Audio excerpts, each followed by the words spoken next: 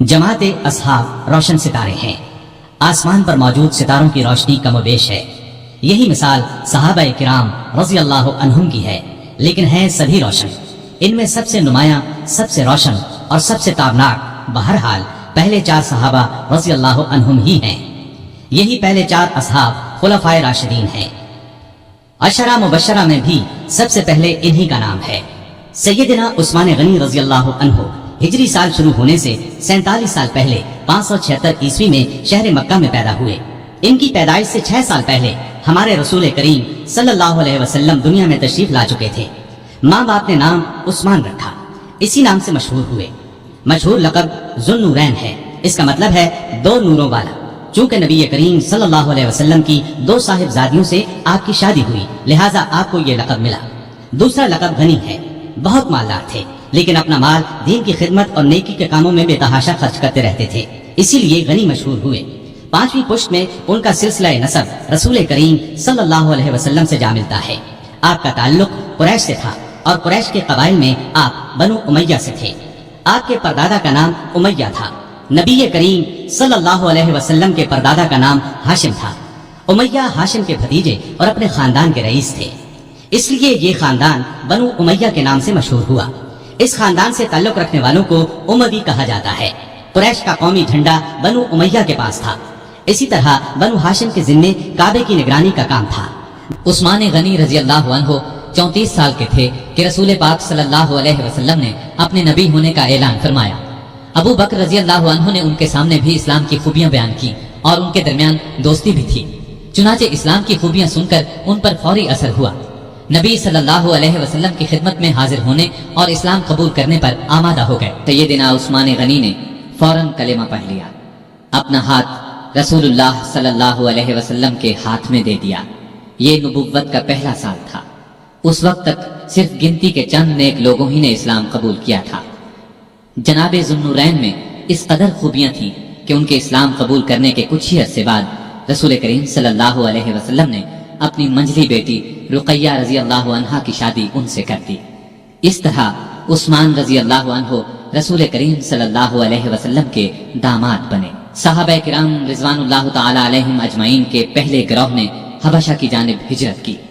इस गिरोह में 12 मर्द और 4 औरतें थीं।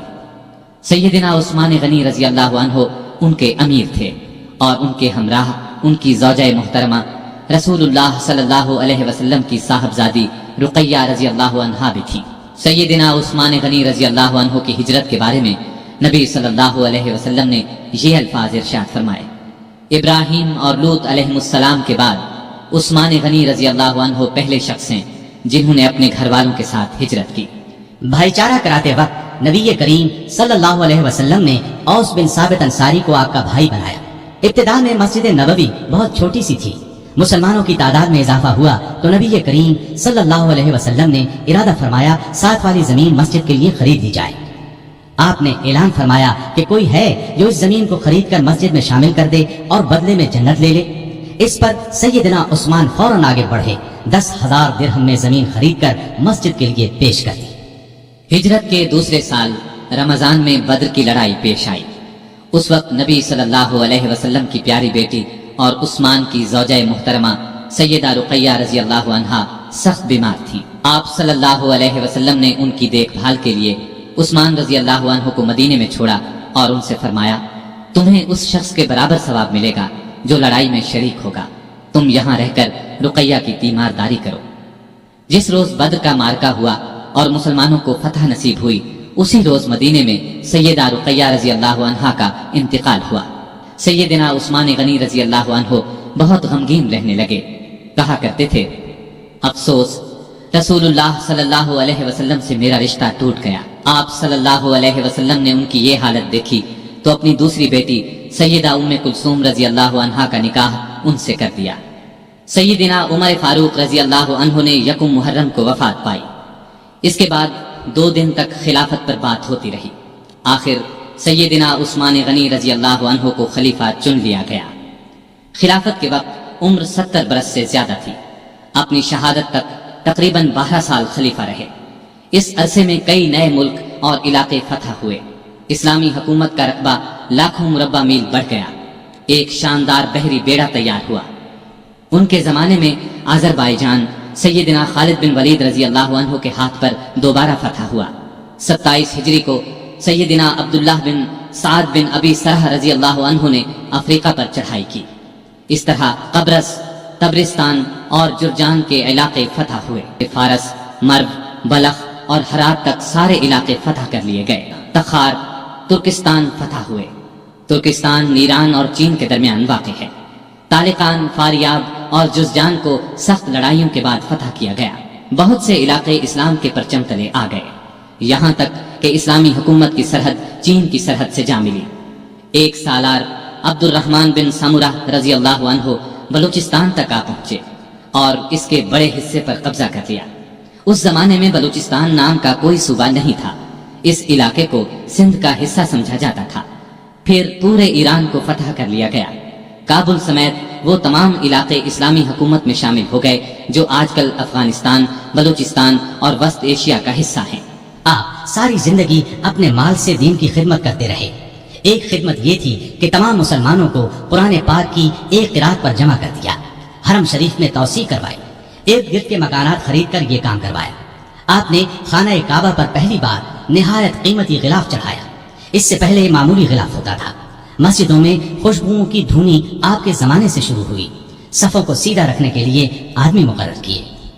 کا خون قرآن کے ان الفاظ پر گرا، فَسَيَكْفِيكَهُمُ اللَّهُ۔ وہ جمعے کے دن کا تیسرا پہر تھا۔ اس مظلوم شہید کو بقیع الغرقد المعروف جنت البقیع میں دفن کیا گیا۔ اپنی دولت اللہ کے راستے میں لٹاتے رہتے تھے، بہت زیادہ صفائی پسند تھے۔ جس دن سے مسلمان ہوئے تھے ہر روز غسل فرماتے تھے۔ خوشبو بہت پسند تھی۔ فرض نمازوں اور روزوں کی سختی سے پابندی کے علاوہ نفلی عبادت بھی بہت کرتے تھے۔ اکثر تیسرے دن روزہ رکھتے، رات کو صرف اتنا کھاتے کہ انسان زندہ رہ سکے۔ بعض اوقات تو ساری رات عبادت میں گزار دیتے۔ قرآن مجید کی تلاوت کا بہت زیادہ شوق تھا۔ تلاوت کے بغیر کوئی دن نہ گزرتا تھا۔ ہر سال حج کے لیے جاتے، آخری سال باغیوں کے محاصرے کی وجہ سے نہ جا سکے۔ لکھنا پڑھنا جانتے تھے، وحی کی کتابت بھی کرتے تھے۔ وحی نازل ہوتی تو اکثر نبی کریم صلی اللہ علیہ وسلم انہیں لکھنے کے لیے بلاتے۔ قرآن کے بہت بڑے عالم اور حافظ تھے۔ رسول اللہ صلی اللہ علیہ وسلم کی 146 احادیث آپ کے ذریعے سے امت تک پہنچی۔ سیدنا عثمان غنی رضی اللہ عنہ نے بئر روما خرید کر مسلمانوں کے لیے عام کر دیا۔ مسجد نبوی کی توسیع کے لیے زمین خریدی۔ سیدنا علی رضی اللہ عنہ کی سیدہ فاطمہ رضی اللہ عنہا سے شادی کا موقع آیا تو انہوں نے اپنی زرہ سیدنا عثمان رضی اللہ عنہ کے ہاتھ 480 درہم میں بیچ دی۔ عثمان رضی اللہ عنہ نے اس رقم کے ساتھ وہ زرہ بھی انہیں واپس تحفے میں دے دی۔ تبوک کے موقع پر تو ان کی دریا دلی کی انتہا نہ رہی۔ قحط کے موقع پر غلے سے لدے ہوئے اونٹ لوگوں میں تقسیم کر دیے۔ نبی اکرم صلی اللہ علیہ وسلم سے آپ کو بے انتہا محبت تھی۔ ایک مرتبہ نبی کریم صلی اللہ علیہ وسلم کے گھر میں 4 دن کا فاقہ تھا۔ سیدنا عثمان غنی رضی اللہ عنہ کو پتہ چلا تو فوراً بہت سا آٹا، کھجوریں، ایک بکرا اور 300 درہم لے کر حضور صلی اللہ علیہ وسلم کے گھر پہنچے۔ اس وقت آپ صلی اللہ علیہ وسلم گھر میں نہیں تھے۔ انہوں نے یہ چیزیں بی بی عائشہ رضی اللہ عنہا کے حوالے کی۔ تھوڑی دیر بعد کچھ روٹیاں اور بھنا ہوا گوشت بھی دے آئے۔ نبی صلی اللہ علیہ وسلم گھر تشریف لائے تو سیدہ عائشہ صدیقہ رضی اللہ عنہا نے آپ صلی اللہ علیہ وسلم کو بتایا کہ عثمان یہ سامان دے گئے ہیں۔ آپ صلی اللہ علیہ وسلم یہ سن کر گھر نہیں ٹھہرے، فوراً مسجد میں تشریف لے گئے اور ہاتھ اٹھا کر دعا مانگی، اے اللہ، میں عثمان سے راضی ہو گیا ہوں، تو بھی عثمان سے راضی ہو جا۔ یہ الفاظ نبی کریم صلی اللہ علیہ وسلم نے 3 بار دہرائے۔ سیدنا عثمان غنی رضی اللہ عنہ ان 10 صحابہ میں سے ایک ہیں جنہیں جنت کی خوشخبری نبی کریم صلی اللہ علیہ وسلم نے اس دنیا ہی میں دے دی تھی۔ رسول اللہ صلی اللہ علیہ وسلم کا یہ بھی فرمان ہے، عثمان رضی اللہ عنہ جنت میں میرے ساتھی ہیں۔ آپ کی خلافت کے آخری چند سال بہت مشکلات میں گزرے۔ اس کی وجہ وہ فتنے تھے جو اندر ہی اندر پک رہے تھے، سلگ رہے تھے۔ فتنوں کی یہ آگ پھر بھڑک اٹھی۔ باغیوں نے ان کے گھر کو کئی دن تک گھیرے میں رکھا۔ ان دنوں میں ان ظالموں نے بہت گھٹیا حرکات کی، ان کے گھر میں پانی اور خوراک تک جانے سے روک دیا۔ انہوں نے 18 ذوالحج 35 ہجری کو امیر المومنین کے مکان پر حملہ کر دیا۔ گھر کے بڑے دروازے پر حسن بن علی، عبداللہ بن زبیر، محمد بن طلحہ رضی اللہ عنہم اور کچھ دوسرے نوجوان پہرا دے رہے تھے۔ انہوں نے باغیوں کا زبردست مقابلہ کیا اور زخم کھا کر بھی انہیں اندر داخل نہ ہونے دیا۔ اب 4 باغی ساتھ کے ایک مکان کے ذریعے دیوار پھاند کر اندر داخل ہو گئے۔ اس وقت سیدنا عثمان روزے سے تھے اور قرآن پاک کی تلاوت کر رہے تھے۔ ظالموں نے لوہے کی ایک سلاخ، نیزے اور تلوار سے ان پر وار کیے۔